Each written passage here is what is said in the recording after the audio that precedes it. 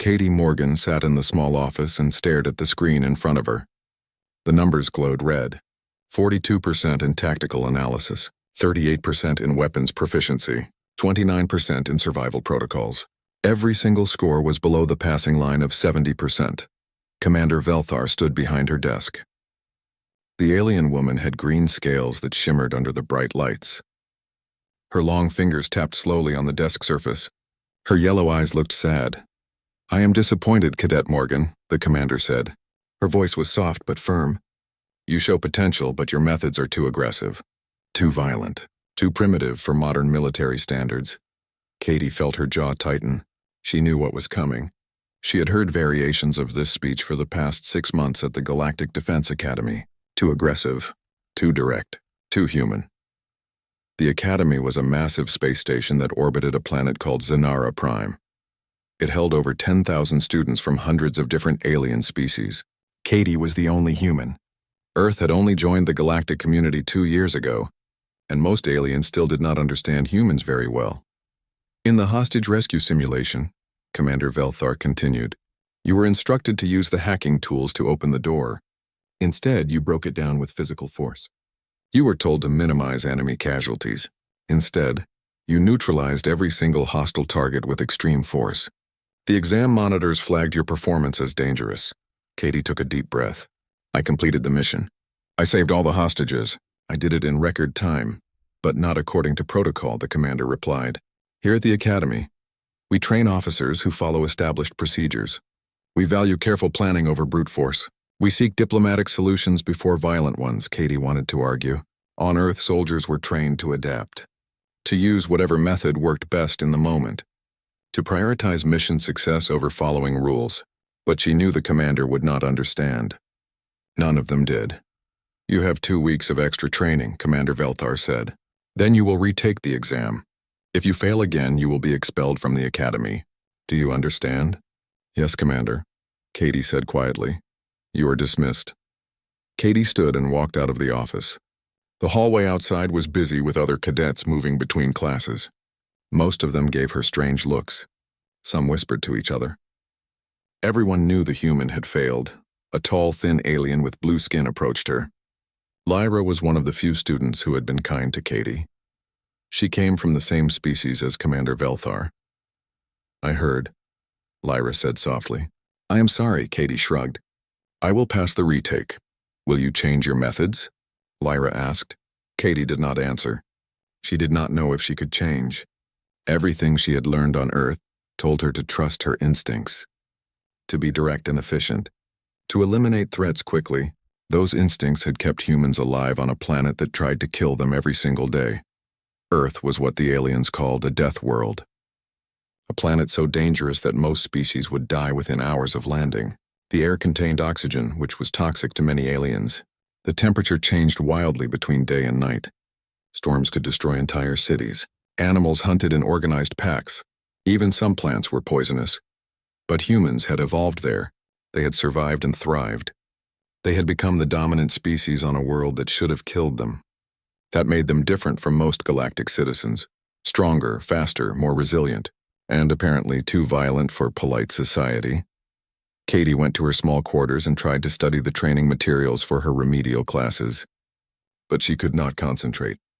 Her mind kept going back to the exam. She had done everything right by Earth standards. Why was that wrong here? That night she went to the mess hall for dinner. The large room was filled with cadets eating and talking. Katie got her food and sat alone at a corner table. She had learned that most students preferred to keep their distance from her. Gornak sat down across from her without asking. The massive alien was over 7 feet tall with gray skin and muscles that looked like they could crush metal. His species came from a high-gravity world, and they were known for their physical strength. "I heard you failed," Gornak said in his deep voice. "News travels fast," Katie replied. "Your method in the simulation was effective," Gornak said. "Direct, decisive, my people would approve." Katie looked up at him in surprise. "Really?" "Yes, but the Academy does not value such things. They prefer strategy over strength. They want officers who negotiate, not warriors who win." Katie smiled slightly. "That sounds like you do not agree with them." "I understand their reasoning," Gornak said. The galaxy has been peaceful for many years. They have forgotten what real combat is like. Perhaps that is good, but it makes their training soft. Before Katie could respond, an announcement came over the station speakers. All cadets were to return to their quarters immediately. There was an emergency situation. No other details were provided. The mess hall erupted in confused conversations. Students stood and hurried toward the exits. Katie and Gornick followed the crowd. In the hallways, security guards were directing everyone to their rooms. They looked tense and worried. Katie reached her quarters and sealed the door. She turned on her terminal and checked for news. Nothing was posted yet. She waited. 1 hour passed, then 2. Finally, a message appeared on all student screens. Instructor Quindal had been reported missing. She had failed to appear for her scheduled night navigation class. Security had checked her quarters and found them empty.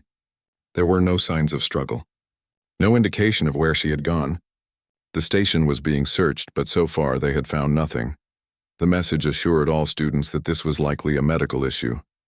Instructor Quindal might have experienced some kind of cognitive problem. They would find her soon. Everyone should remain calm and stay in their quarters until morning. Katie read the message 3 times. Something about it bothered her. The Academy had sophisticated sensors that tracked everyone on the station. Environmental controls monitored every corridor. Security cameras watched every public space. How could someone just disappear? She thought about Instructor Quindal. The woman was a Sirathi, the same species as Lyra and Commander Velthar. She taught stealth and reconnaissance.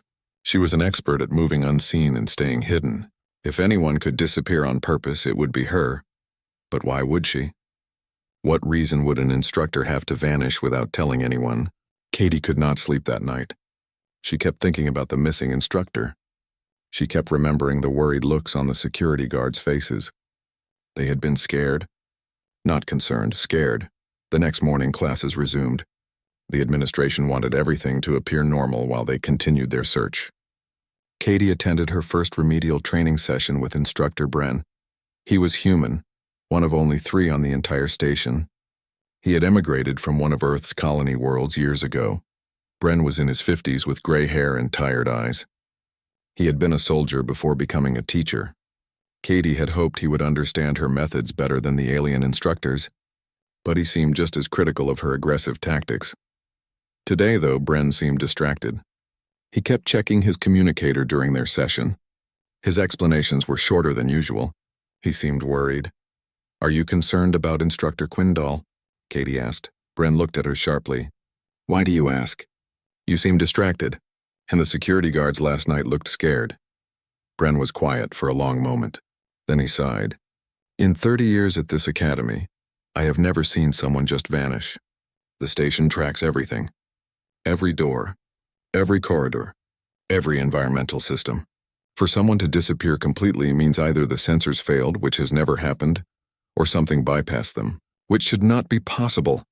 Katie felt a chill run down her spine. "What do you think happened?" "I do not know," Bren said. "But I do not like it. Something is wrong here, Katie. Something the administration does not want to admit." He turned back to the training materials, but his words stayed with Katie. Something was wrong. Her instincts agreed. The same instincts that had failed her on the exam. The same instincts that told her to trust danger signals over reassuring words. That evening, Katie went to the observation deck. The large room had windows that looked out into space. She could see the planet below and the stars beyond. A few other students were there, talking quietly among themselves. Lyra found her there. "They still have not found Instructor Quindal," she said. "The search teams have checked every section of the station twice. It is as if she never existed." "That is impossible," Katie said. "People do not just stop existing." "I know," Lyra replied. "But no one can explain it. The commander is requesting help from off-station. Experts in missing persons and medical emergencies." Katie looked out at the stars. Somewhere out there answers existed, but here on the station, everyone was pretending this was normal. That instructors disappeared all the time. That there was nothing to worry about. But Katie's instincts screamed otherwise. This was not normal. This was not a medical emergency. This was something else. Something dangerous. And if the academy would not take it seriously, maybe someone else would have to. Maybe someone who was used to dealing with danger. Someone whose planet had taught them that threats were real and had to. 3 days passed and Instructor Quindal remained missing. The Academy continued its search, but the official messages sounded less confident each day. Students whispered in hallways, creating wild theories about what had happened. Some said she had run away. Others claimed she had been kidnapped by rivals from another academy. Katie did not believe any of these theories. She spent her free time reviewing public security logs and station maps. She talked to maintenance workers and cleaning staff, asking casual questions about unusual events or strange occurrences. Most had nothing to report, but she was patient. On Earth, hunters knew that finding prey took time and attention to small details. On the 4th day, another instructor disappeared. Instructor Harvek was conducting a routine inspection of the main armory. The armory was one of the most secure locations on the station, requiring biometric scans and multiple security checks to enter. Harvek had entered alone to count weapons and check their condition. When he did not emerge after 2 hours, guards went to investigate. The armory was empty. All weapons were present and accounted for. The security footage showed Harvek entering through the main door. But no footage showed him leaving, and there were no other exits. The academy went into lockdown. Commander Velthar addressed all students and staff over the station's communication system. Her voice was calm but serious. 2 instructors had now vanished under impossible circumstances. Everyone was to travel in groups of at least 3. No one was to enter secure areas alone. All scheduled activities would continue, but with enhanced security measures. Katie listened to the announcement in her quarters. She pulled up her personal files on the disappearances and added the new information. 2 instructors, both experienced combat veterans. Both disappeared while alone in monitored locations. Both left no trace of struggle or forced exit. She began making notes. What did the 2 missing instructors have in common? Both were skilled fighters. Both taught tactical subjects. Both were physically capable of defending themselves. If someone was taking them by force, that person would need to be extremely skilled or have significant advantages.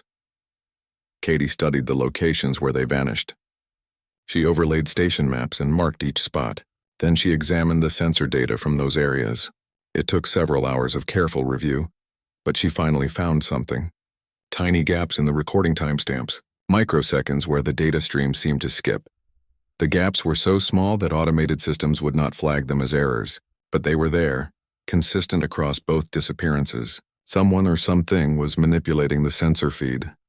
Katie contacted Lyra and asked her to come to her quarters. When the alien girl arrived, Katie showed her the data. These gaps, Lyra said, studying the screen. They are very small.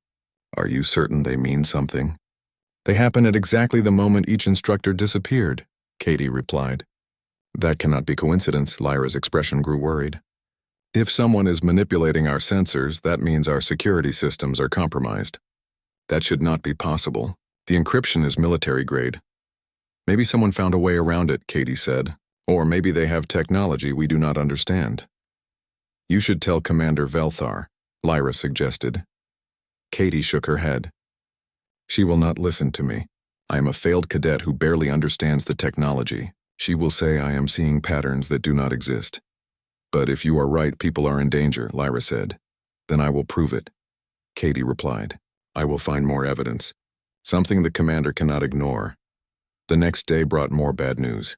Instructor Zixara had disappeared from a training simulator. She had been running a combat assessment, and her students were waiting outside the simulation chamber for her to finish. When she did not emerge after her scheduled time, they alerted staff. The simulator was empty when they opened it. The holographic program was still running, frozen at Zixara's last recorded position. 3 instructors in less than a week. Panic began spreading through the academy. Students demanded answers. Parents from various worlds contacted the administration, threatening to withdraw their children. The commander held an emergency meeting with all department heads. Katie decided she had waited long enough. She requested an appointment with Commander Velthar and was granted a brief slot the following morning. When Katie entered the commander's office, Velthar looked exhausted. Her scales had lost some of their shine and dark circles showed under her yellow eyes. Cadet Morgan, the commander said, I hope this is important. As you can imagine, I have limited time. I found something in the security data, Katie said. She explained about the timestamp gaps and showed the commander her analysis. Velthar examined the information carefully. Then she sighed. "Cadet Morgan, I appreciate your diligence, but these microsecond gaps occur millions of times per day in any complex computer system. They are normal data fluctuations, not evidence of tampering. But they happen exactly when the instructors disappear," Katie insisted. "Correlation is not causation," the commander replied. "I understand you want to help, but you are looking for patterns because you want to feel useful after your exam failure. The truth is, we do not yet know what is happening. But my security team, which includes experts with decades of experience, is investigating. They will find answers." Katie felt frustration building in her chest. "Commander, what if the disappearances continue? What if more people vanish while we wait for experts to figure it out? Then we will adapt our security measures," Velthar said firmly. "But we will not create panic based on unproven theories. You are dismissed, Cadet Morgan. I suggest you focus on your remedial training." Katie left the office feeling angry and helpless. She knew she was right. Her instincts had never been wrong about danger. But the commander would not listen to a failed cadet, especially one who came from a primitive death world. That evening, Katie met with Lyra and Gornak in an empty study room. She told them about the commander's dismissal. "So what do we do?" Lyra asked. "We investigate ourselves," Katie said. "If the administration will not take this seriously, we will." Gornak leaned forward. "That will violate many regulations. If we are caught, we could be expelled." "I'm already facing expulsion," Katie said, "and I would rather break rules than watch more people disappear." Gornak was quiet for a moment. Then he nodded. "My people value direct action. I will help you." Lyra looked nervous but determined. "I can access communication logs through my training position. If someone is coordinating these attacks, there might be traces in the data streams." Katie felt grateful for their support. "Thank you, both of you.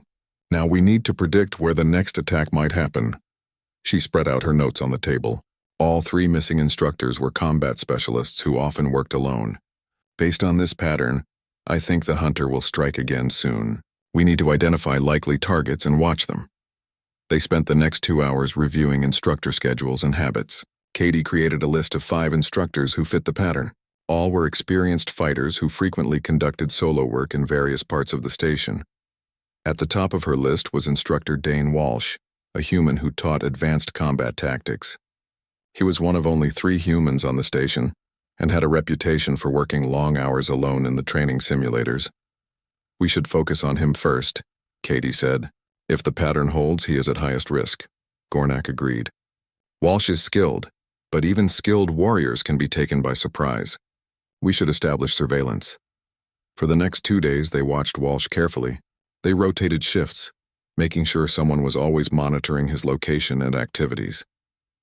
They tried to be subtle, but Katie suspected Walsh noticed their attention. He was too experienced not to. On the 3rd night, Katie was reviewing security footage from the simulator deck when she noticed something unusual. A figure dressed as a maintenance worker had entered a restricted corridor near the training chambers. But according to Lyra's communication logs, no maintenance was scheduled for that area. Katie's heart began racing. She watched the footage more carefully. The maintenance worker moved with purpose and efficiency, but something about the movement pattern seemed wrong. Too smooth, too controlled, more like a soldier than a technician. She immediately contacted Gornak and Lyra. "I think I found something. Someone unauthorized is near the simulator deck. Walsh is scheduled to work there tonight. Should we alert security?" Lyra asked. Katie hesitated. If she was wrong, she would look foolish and face serious consequences for unauthorized surveillance. But if she was right and did nothing, Walsh might disappear like the others. "Not yet," Katie decided. "I am going to the simulator deck. Lyra, track my position and alert security if I do not check in every 10 minutes. Gornak, stay ready in case I need backup."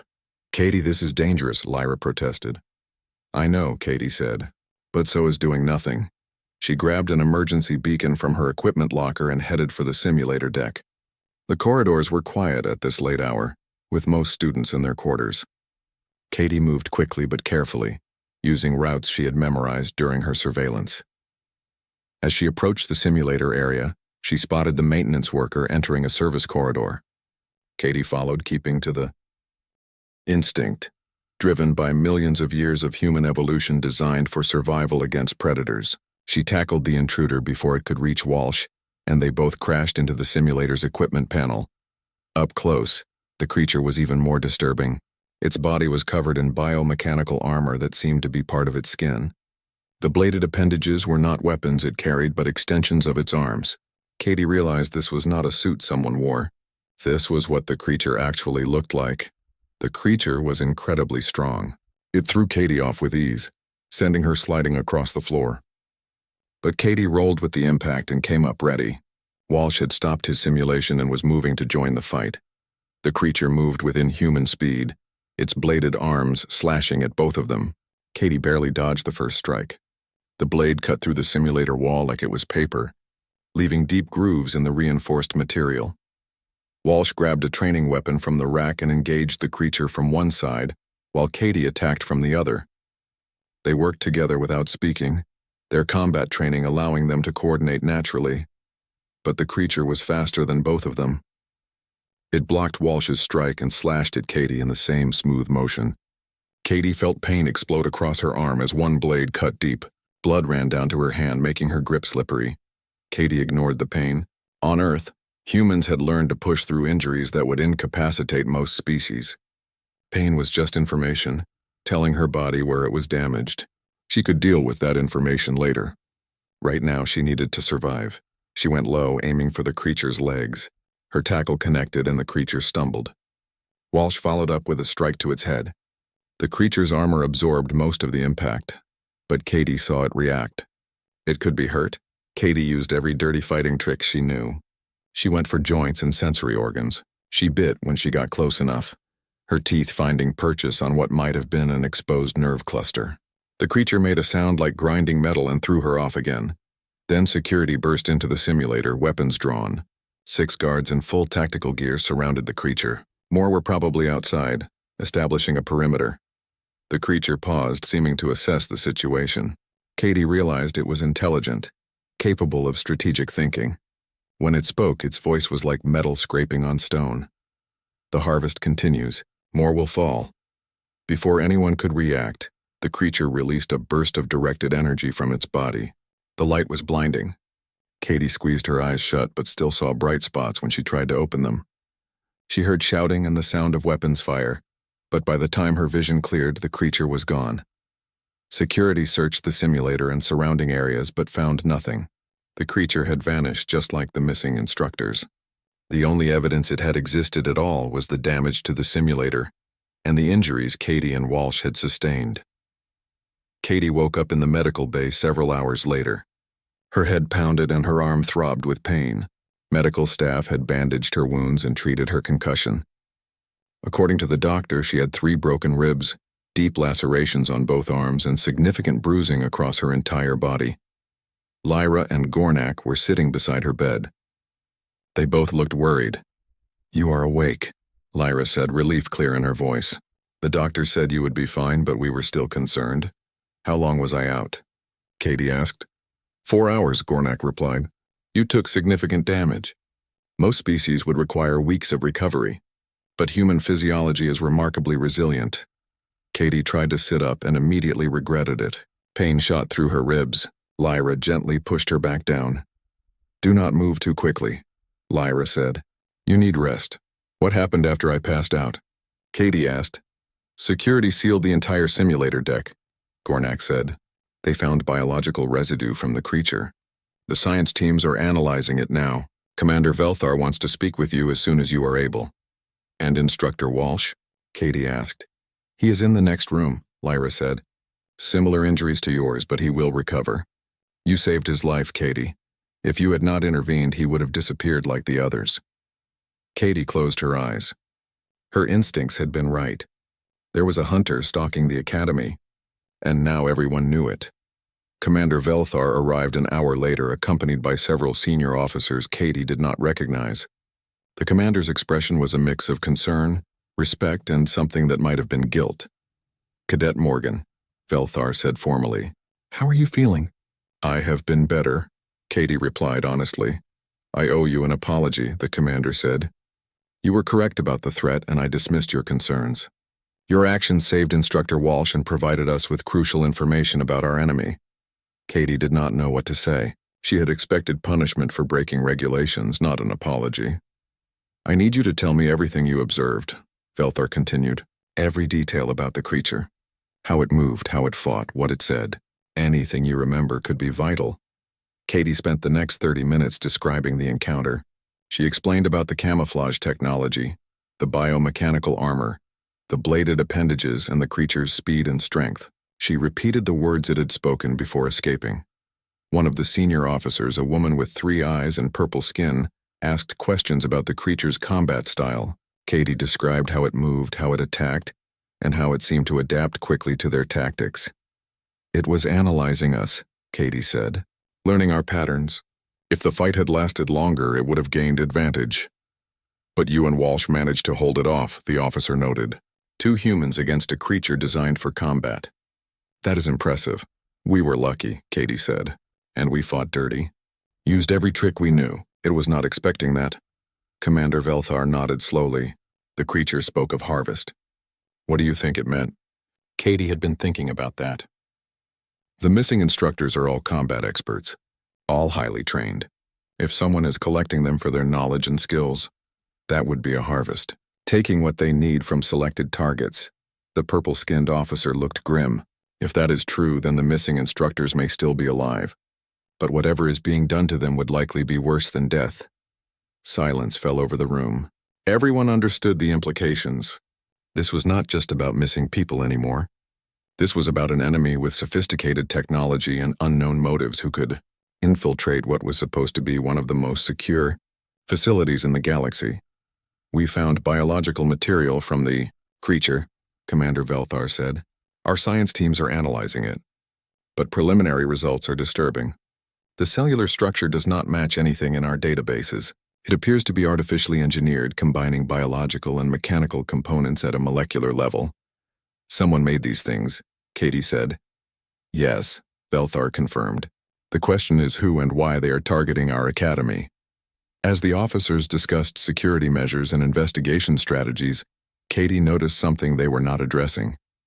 The creature had escaped despite being surrounded by armed guards. It had technology that could bypass their best sensors and security systems.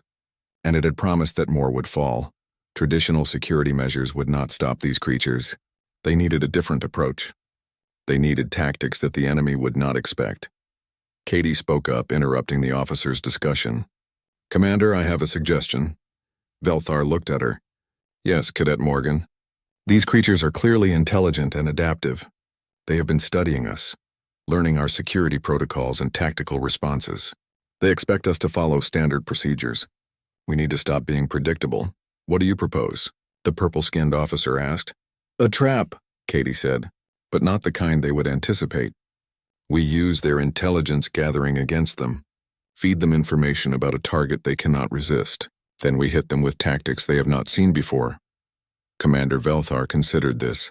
You are suggesting we deliberately put someone at risk. We are all at risk, Katie replied. At least this way we control the variables. We choose the location, the timing, and the response. Right now they have all the advantages. We need to take some back. The officers looked at each other. Katie could see them weighing the risks against the potential benefits. Finally, Commander Velthar spoke. Develop a detailed plan, she said. Show me exactly how this trap would work. If it is sound, we will implement it. But, Cadet Morgan, you will not be part of the operation. You are still recovering from your injuries. Katie wanted to argue, but she knew the commander was right. Her body needed time to heal. Besides, planning the operation might be more important than participating in it. Yes, Commander, Katie said. As the officers left, Katie lay back in her bed and stared at the ceiling. She had been right about the threat. She had saved Walsh. And now the Academy was finally taking the situation seriously. But 5 instructors were still missing. Somewhere out there they were being harvested for their knowledge. And the creatures had made it clear that more attacks were coming. Katie thought about the exam she had failed. About how her aggressive, direct approach had been deemed too primitive for modern warfare. But that primitive approach had just saved a life and exposed an enemy that... Katie spent 2 days in the medical bay recovering.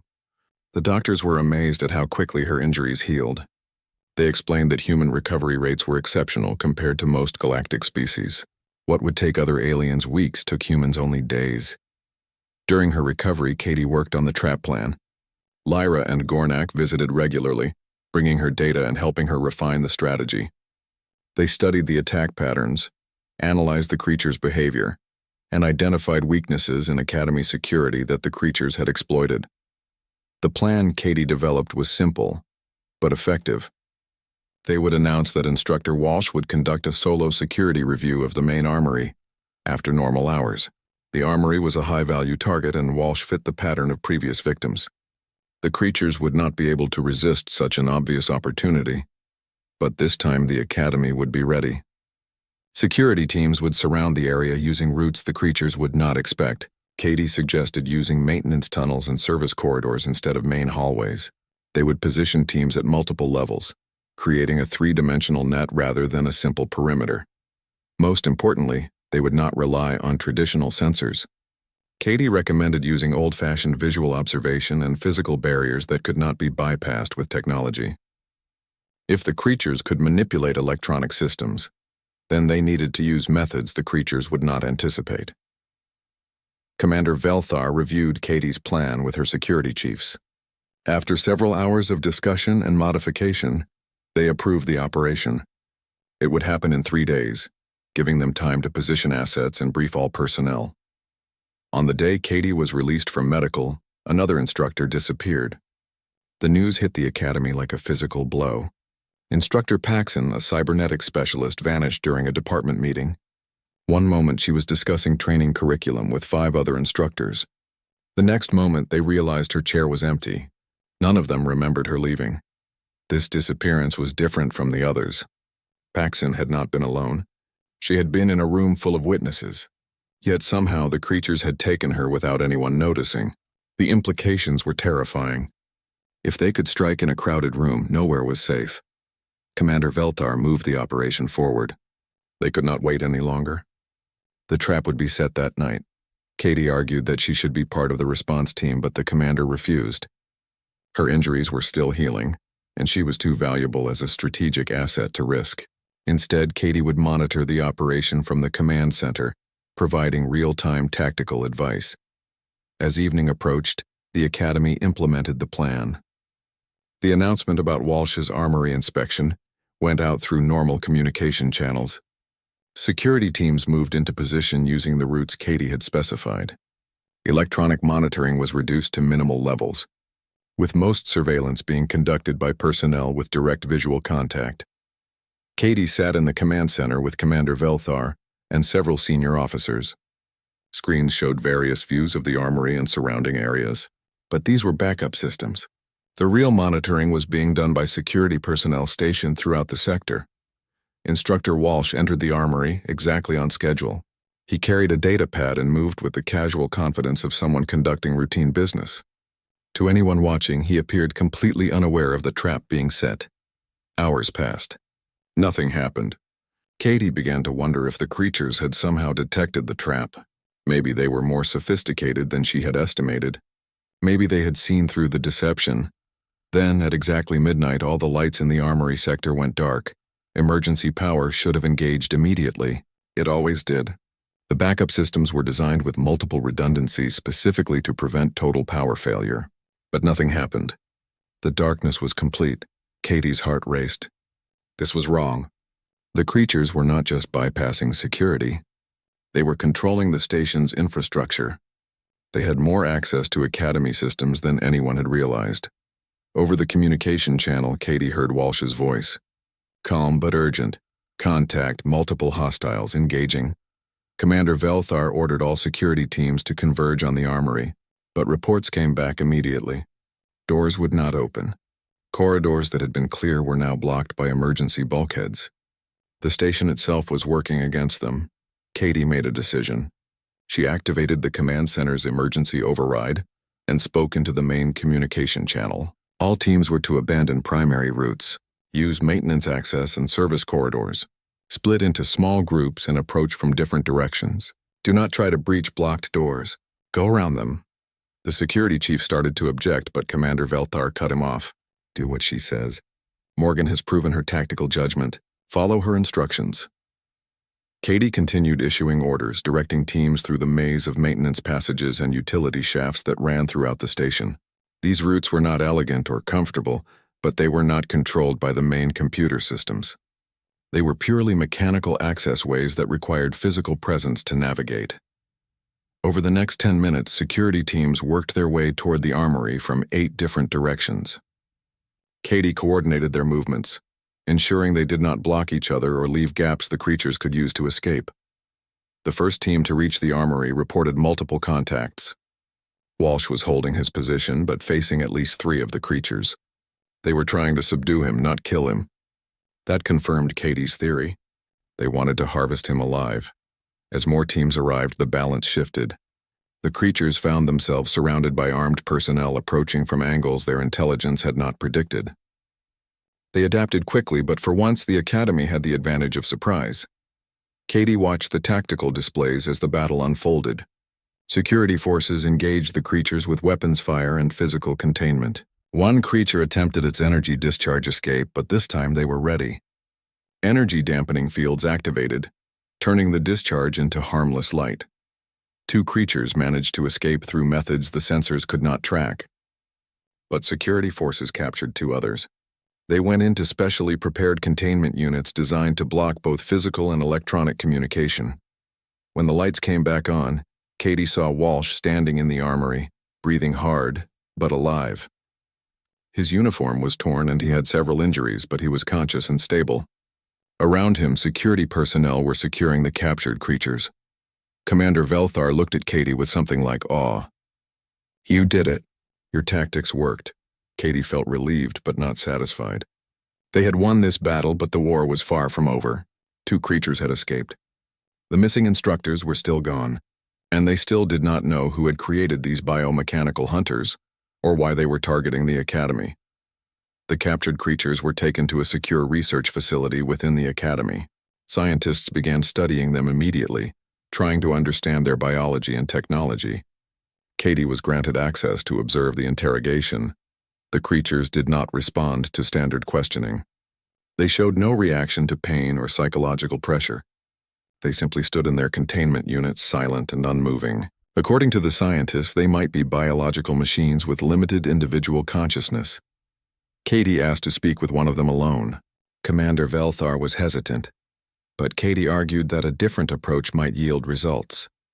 Finally, the commander agreed, though she insisted on monitoring the conversation. Katie entered the containment room and sat down across from one of the creatures. She studied it carefully. Up close and in good light, she could see the details of its biomechanical construction. Parts of it were clearly organic, grown tissue and living cells. Other parts were artificial, machines integrated at a cellular level. "I recognize a warrior when I see one," Katie said quietly. "You are built for combat, designed for efficiency, but warriors fight for a reason. What are you fighting for?" The creature remained silent for several minutes. Katie waited patiently. On Earth, hunters learned that patience often brought success where force failed. Finally, the creature spoke. Its voice was that same grinding metal sound. "The Confederated systems grow weak. They hide behind laws and treaties. They have forgotten how to truly fight. We are building something better, something that will remind the galaxy what strength means." "Who created you?" Katie asked. The creature's eyes seemed to glow brighter. "We created ourselves. From species the Confederacy rejected. From civilizations deemed too aggressive, too violent, too dangerous for their peaceful galaxy. They tried to suppress us, to contain us, to make us soft like them. But we refused. We gathered in the dark spaces between stars. We built ourselves into something new, something that cannot be suppressed." "Why harvest our instructors?" Katie pressed. "What do you want with their knowledge? Your instructors teach civilized warfare, doctrine, protocol, rules of engagement. We are learning their methods to understand their weaknesses. Then we will exceed them. We will show the galaxy what war truly means. Not your gentle simulations and careful restraint. Real warfare. Total warfare. The kind that conquers and dominates." Katie felt cold understanding wash over her. This was not just about the The information from the captured creature spread through Confederacy military command like wildfire. Within hours, reports began flooding in from across known space. Other military facilities had experienced similar disappearances. Colony worlds had found evidence of infiltration. Research stations had detected unauthorized access to their databases. The threat was real, widespread, and far more organized than anyone had imagined. The creatures called themselves the Reclamation. They were a coalition of species the Confederacy had deemed too aggressive, too warlike, too dangerous. Species that had been isolated, contained, or suppressed over centuries of galactic expansion. But instead of accepting their fate, these species had found each other. They had pooled their knowledge, their anger, and their resources. They had built themselves into something new. Biomechanical warriors designed specifically to exploit the weaknesses of civilized military doctrine. Commander Velthar called an emergency meeting of all senior academy staff. Katie was invited to attend along with Walsh, Lyra, and Gornak. The conference room was filled with instructors and administrators, all looking worried and exhausted. Representatives from Confederacy Military Command appeared via holographic transmission. They were somber and direct. The Reclamation was preparing for large-scale conflict. Intelligence suggested they would begin their assault within months, possibly weeks. The Confederacy needed to prepare, but their traditional military training was not designed for this kind of enemy. One of the military representatives, an admiral with silver skin and 4 arms, spoke about the strategic challenge they faced. The Reclamation understands our tactics better than we understand theirs. They have studied us for decades while remaining hidden. They know how we respond to threats, how we organize our forces, how we make decisions. We need something they do not expect. Something that breaks their predictions. Katie raised her hand. She felt nervous speaking in front of so many senior officers, but this was too important to stay silent. The Admiral acknowledged her. Cadet Morgan, the Admiral said, "Your actions at this academy have already proven valuable. Do you have a suggestion?" Katie stood. The Reclamation expects civilized warfare. Protocol, doctrine, rules of engagement. They built themselves to counter those methods. But there are species in the Confederacy who never completely adopted those methods. Species from worlds where survival required different tactics, where aggression and adaptability were advantages, not flaws. She saw understanding dawning on some faces. Others looked confused or even offended.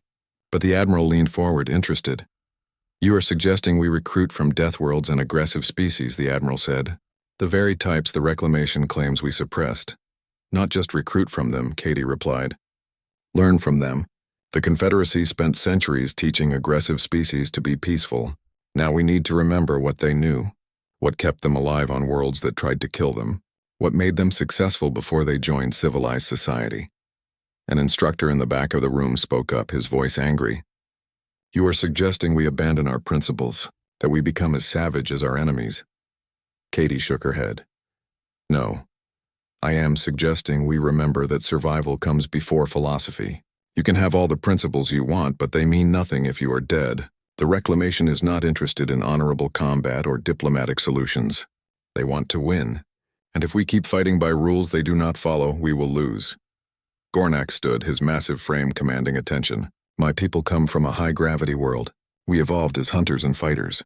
The Confederacy taught us to control our strength, to value cooperation over dominance. We were grateful for that teaching. It gave us peace we never knew. But Cadet Morgan is correct. When faced with an enemy who rejects peace, we must remember what we were. Not to become savage, but to survive." The debate continued for hours. Some instructors strongly opposed Katie's suggestions. They argued that adopting aggressive tactics would make the Confederacy no better than the Reclamation. Others supported her, recognizing that traditional methods had already failed against this enemy. Finally, the Admiral made a decision. "We will establish a pilot program, a new training initiative that combines traditional Confederacy doctrine with adaptive combat methods from various member species. Commander Velthar, your academy will host this program. Cadet Morgan, you will help develop the curriculum." Katie felt shocked. "Me? I am still technically a failed cadet." The Admiral smiled slightly. "You failed an exam that measured the wrong things. Your instincts were correct. Your tactics worked when traditional methods did not. And your understanding of adaptive warfare is exactly what we need." Consider yourself promoted to instructor status effective immediately. The meeting concluded with assignments and timelines. Katie would work with Walsh and other combat instructors to develop new training protocols. They would recruit cadets from various species, prioritizing those from challenging homeworlds. The program would be called the Adaptive Response Division, though everyone knew it would quickly earn other names. As the room emptied, Commander Velthar approached Katie. She still looked tired, but there was respect in her yellow eyes. "I owe you an apology, Cadet Morgan. Instructor Morgan, I should say. When you first came to this academy, I saw your methods as primitive. I did not understand that sometimes primitive means effective. Sometimes aggressive means necessary." Katie felt emotional but kept her voice steady. "You were teaching what the galaxy needed for centuries of peace. That was important. But now the galaxy needs something different. It needs to remember that peace must be defended." Velthar nodded. "The missing instructors. Do you think we will find them?" Katie thought about the 5 people who had vanished, about what the captured creature had said regarding harvest and knowledge extraction. Honestly, probably not. Not in any condition we would recognize. But we can make sure their sacrifice means something. We can use what we learned to protect others.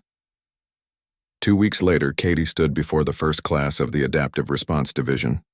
20 cadets from 15 different species sat in the training hall, looking at her with a mix of curiosity and skepticism. Gornak was among them, having volunteered immediately. So was Lyra, despite her species' natural preference for communication over combat. Katie began her first lesson simply. "You are here because the galaxy is changing. For centuries, the Confederacy maintained peace through diplomacy and careful military doctrine. That was good. That was necessary. But now we face an enemy built specifically to defeat those methods. An enemy that does not value our rules or respect our protocols. To fight them, we must be adaptable. We must be willing to use any advantage we have." She walked between the seated cadets. "Each of you comes from a world that challenged you. That made you strong in different ways. Some of you have physical advantages. Others have mental resilience. Some have predator instincts. Others have pack cooperation skills. All of these traits were valuable on your homeworlds. Then you came here and learned to suppress them. To be civilized." Katie stopped and faced the class. "I am not telling you to be savage. I am not telling you to abandon your principles. I am telling you to remember what your species knew before they joined the Confederacy. What kept them alive? What made them successful? We are going to combine that ancient knowledge with modern training. We are going to create something the Reclamation has never seen before." One cadet raised a hand, a small furry alien from a frozen world. "How do we know this will work?" Katie smiled. "Because it already has. When the creatures attacked this academy, traditional security failed. Sophisticated sensors and careful protocols did nothing, but direct action, unconventional tactics, and willingness to break rules saved lives and captured enemies. The Reclamation expects us to be predictable. We are going to prove them wrong." The training was intense. Katie and Walsh pushed the cadets harder than traditional academy programs allowed. They ran combat scenarios that had no diplomatic solutions. They taught tactics that prioritized mission success over enemy casualties. They encouraged creativity and adaptation over following doctrine, but they also maintained Confederacy values. The cadets learned when aggression was appropriate and when restraint was necessary. They practiced distinguishing between enemies and civilians. They studied the ethical implications of their actions. Katie wanted warriors, not monsters. People who could fight viciously when needed, but who understood why they were fighting. People who valued peace but could defend it with whatever means the situation required. 6 months passed. The first class of the Adaptive Response Division graduated. Katie stood on the stage during the ceremony, watching the cadets receive their commissions. Commander Velthar gave a speech about adaptation and survival. The military representatives who attended looked impressed and slightly uncomfortable. After the ceremony, Katie met with Lyra and Gornak. They had both excelled in the program, each bringing their unique strengths to the training. Gornak would be assigned to a combat unit on the frontier. Lyra would join a communications team that specialized in coordinating unconventional operations.